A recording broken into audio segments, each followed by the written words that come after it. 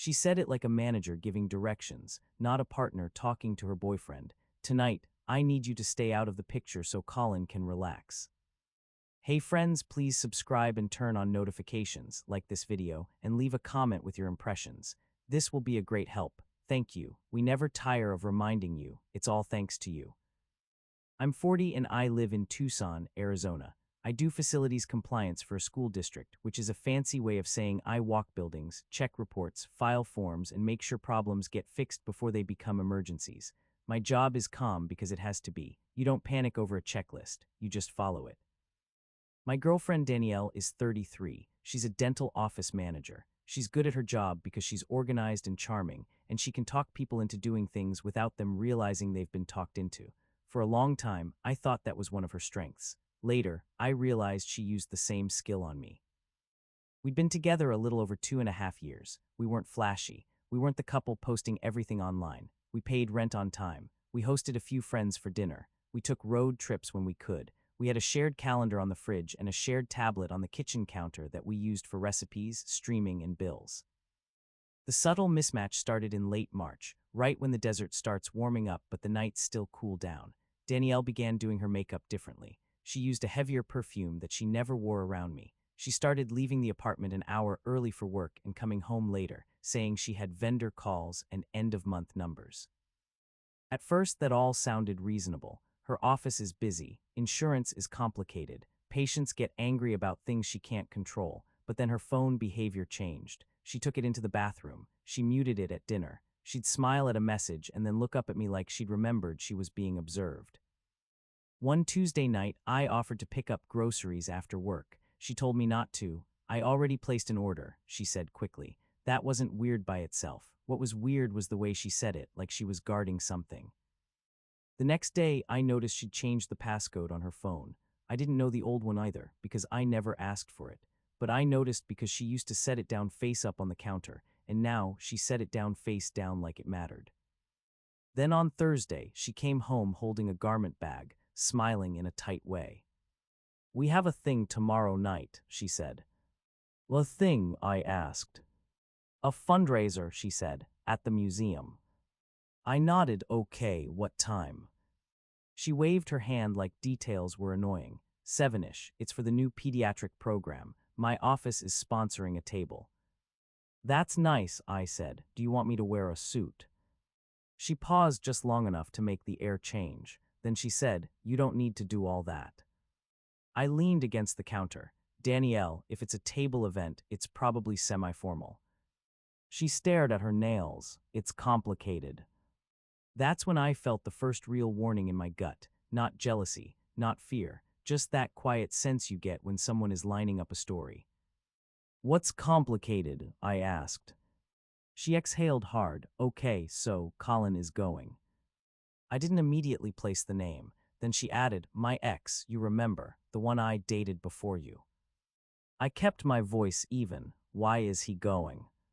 "He works with one of the donors," she said. "He's in town this week. He heard about the fundraiser." "And," I said. "And he asked if he could sit at our table," she said, like this was normal. "It's good for my office. It's networking. It's not personal." I looked at her. "If it's not personal, then why does it matter?" She rolled her eyes like I was slow, "Because he's sensitive, and you can be intense." "I'm intense," I repeated, calm. "You know what I mean," she snapped. "You have that look when you don't like someone. It makes people uncomfortable." I held her gaze. "So what are you asking me?" She straightened like she was stepping into a script she'd practiced. "Tomorrow night, I need you to keep your distance. Don't cling to me. Don't do the boyfriend thing. Just be polite and let me handle it." I let a beat pass. "Handle what?" She finally said the line. "Handle him. I don't want you making a scene. Just stay out of the picture so Colin can relax." It was said so casually, like she was telling me where to park. For a second, I didn't speak. My brain went very quiet because it recognized the pattern. This wasn't about a fundraiser. This was about control. She was setting me in a lower position in my own relationship, in public, in front of her ex, and she was calling it maturity. A year earlier, I might have argued. I might have tried to prove I wasn't intense. I might have asked for reassurance and gotten called insecure. But there was one other fact sitting in my chest, heavy and important. In 3 weeks, we were supposed to move into a small rental house on the north side. Danielle had been pushing for it for months. More space, a yard, a real next step. We depaid a holding deposit and signed the lease offer. The moving company deposit was also already paid because I'm the one who books things and keeps the paperwork. It was all in my name because that's how it happened, one form at a time. I had been thinking that house was the runway to a proposal later in the year. Not tomorrow, not a show, just a quiet plan. I'd even set up a meeting with my credit union to talk about joint pre-approval for a purchase, maybe next year. Danielle didn't know that part. She just knew we were upgrading our life, and she assumed I'd keep doing the heavy lifting. Standing there in our kitchen while she told me to stay out of the picture, I felt the inner switch flip. Not anger, not revenge, clarity. I nodded once, okay. She blinked, surprised, okay. Okay, I said again, do what you need to do. Her shoulders loosened, like she'd just won something. Thank you, she said, then added, and don't be weird about it. I won't, I said, and I meant it in a way she didn't understand yet. The next morning, Danielle left early, dressed like she was going to a photo shoot, hair glossy, earrings she rarely wore. She kissed my cheek and said, big night. Have fun, I said. When the door shut, I stood still for a moment and listened to the apartment settle back into silence. Then I did what I always do when something feels wrong. I went to the facts.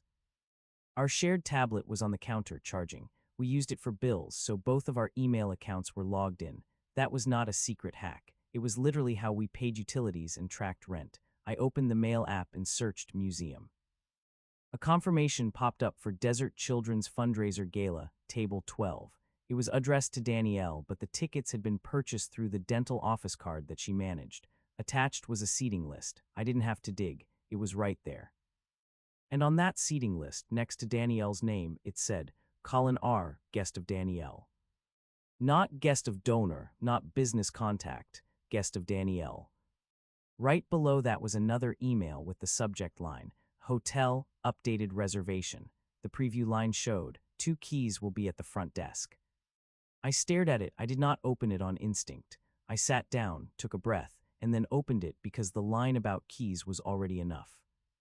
It was a reservation confirmation for a downtown hotel, 1 room, 2 keys. Check-in today at 4:00 p.m. It was addressed to Danielle. The card on file was her personal card. There was no mention of me. I didn't spiral. I didn't pace the apartment. I took screenshots of the seating list and the reservation confirmation, making sure the date and the email headers were visible.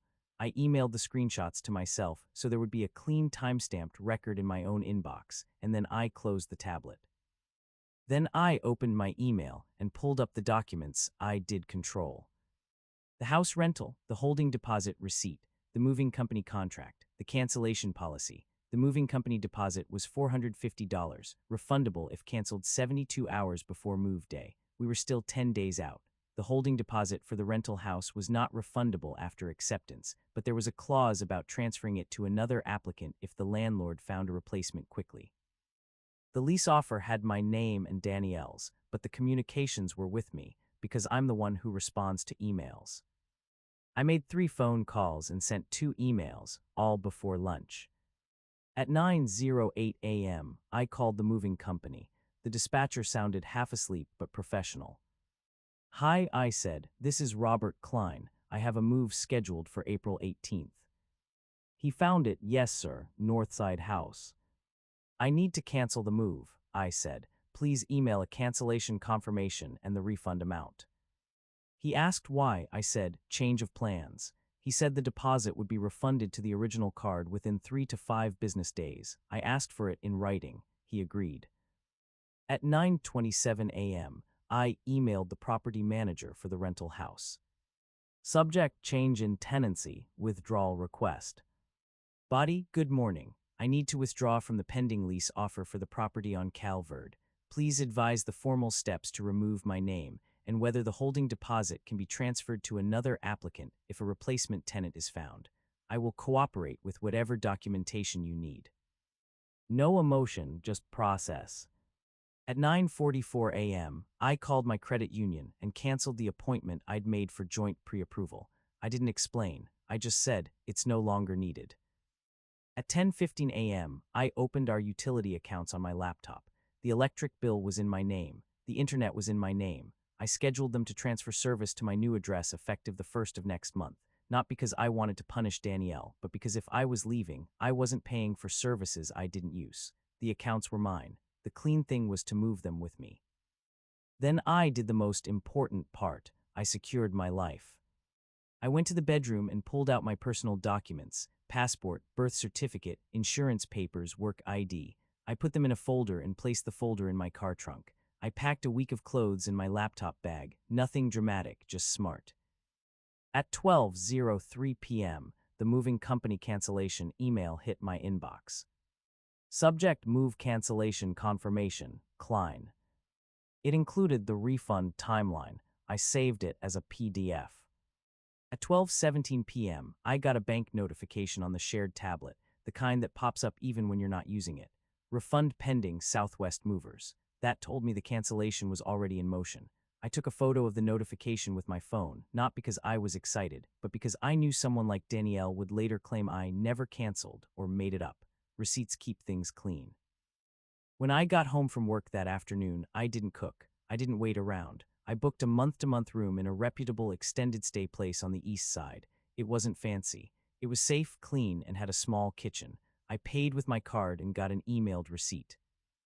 Then I wrote Danielle a short letter and left it on the dining table with a copy of the moving company cancellation confirmation and a printed screenshot of the hotel reservation email.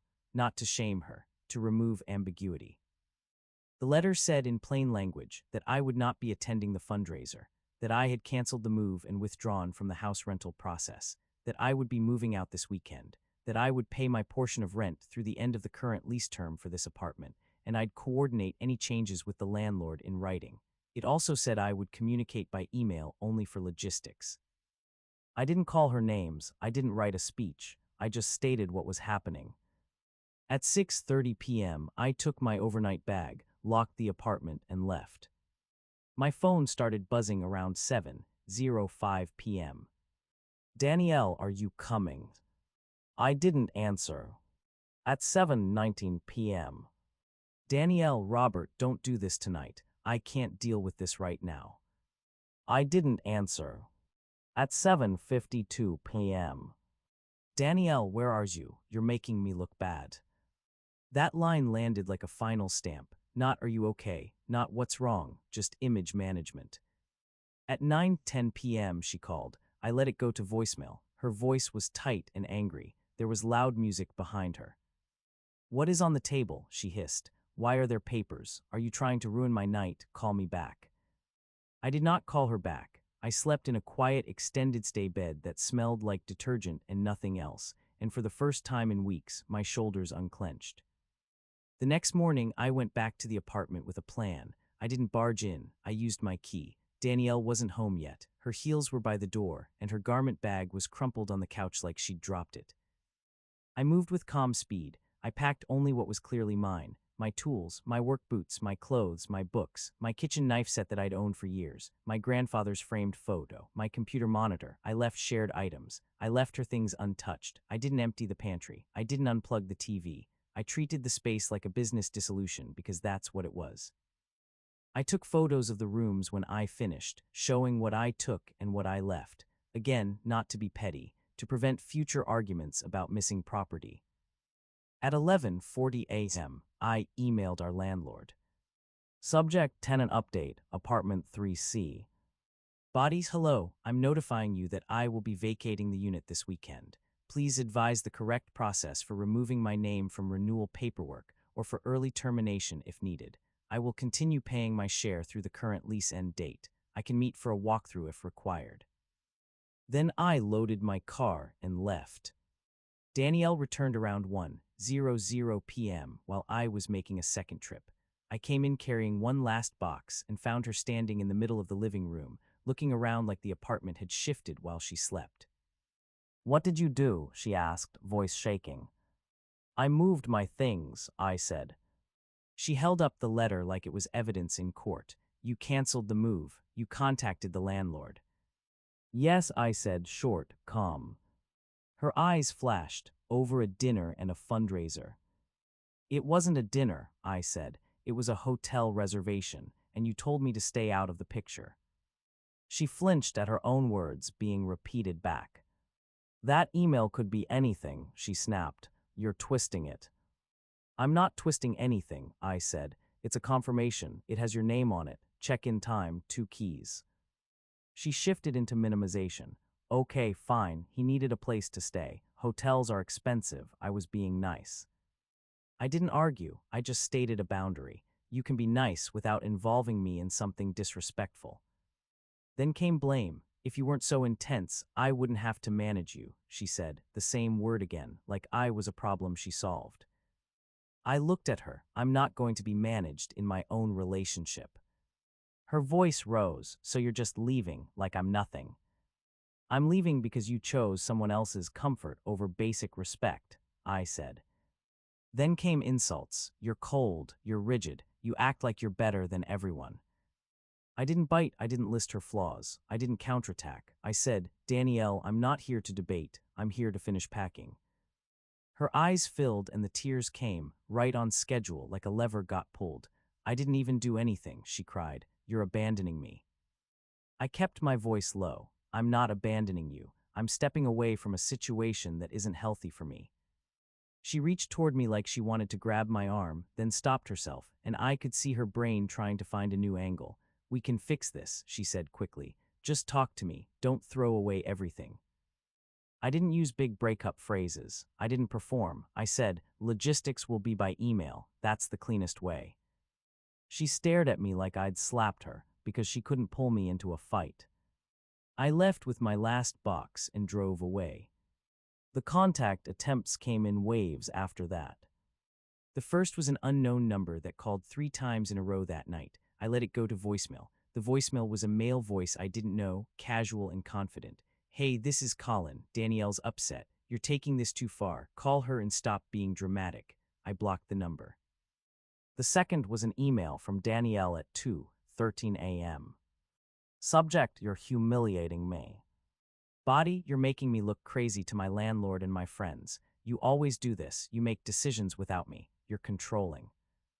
I created a filter that sent her messages into a folder labeled Apartment Logistics, so I wouldn't wake up to emotional grenades. I saved the email as a PDF, not because I enjoyed it, because documentation is protection when people rewrite history. The third was her mother calling me the next afternoon. Danielle's mom and I had always been polite. She sounded stressed. Robert, she said, Danielle says you left because she had dinner with a coworker. That doesn't sound like you. Can you explain? I kept it respectful. I'm not going to share private details, I said, but I'm handling everything through email and paperwork. If there are lease matters, I'll resolve them properly. Her mom sighed. She's not sleeping. I'm sorry, I said, and I meant it as a human, not as a partner, but my decision is final. Then I ended the call and didn't answer future ones. Quiet karma showed up the way it usually does, through money, paperwork, and people's eyes opening. The property manager for the rental house replied to my email. They said that because I had withdrawn, Danielle would need to requalify on her own. She did not qualify alone based on the income requirement, and she didn't have a cosigner lined up. The house went back on the market, and the holding deposit was not returned because the lease offer had already been accepted. That wasn't my rule. That was the contract. Danielle emailed me furious about the deposit. She said I stole her future. I didn't argue. I forwarded her the clause from the lease offer and the property manager's email. Facts, not feelings. Then the fundraiser fallout happened without me touching it. A week later, one of Danielle's coworkers messaged me on social media, someone I barely knew, and said, Hey, I'm sorry. I didn't know you two weren't together. That was all she wrote.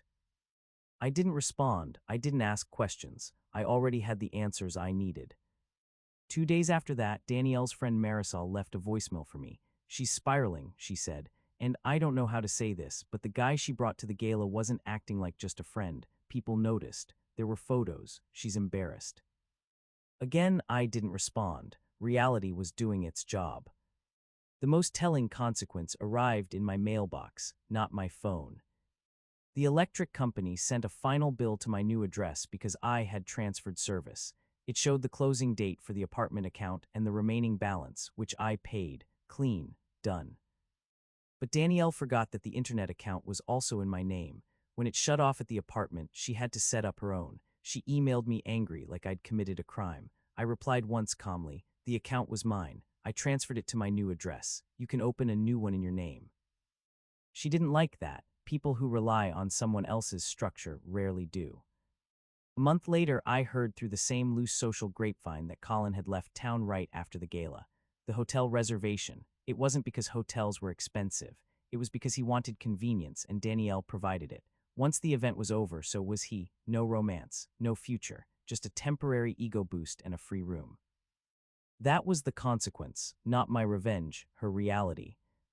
By early summer, I was settled. I'd moved from the extended stay into a small one-bedroom near a park. I bought a used patio set. I started cooking again. I slept through the night. My life felt quiet in a good way, like a clean room after you've finally thrown out what doesn't belong. In August, about 5 months after the fundraiser, I was at a weekend farmer's market on the east side, buying peaches and bread. It was bright and hot, the kind of morning where everyone moves slowly and drinks water. I heard my name behind me, Roberts. I turned and saw Danielle standing near a stall of handmade candles. She looked different, not worse, just less polished, like she had been living without a script for a while. "Hi," I said. She swallowed. "I didn't know you came here." "I live nearby," I said. She nodded, eyes flicking down to the bread in my hands. "You look okay." "I am," I said. She took a step closer, careful. "Can we talk for a minute?" I gave her the same courtesy I'd give any person in public. "A minute," I said.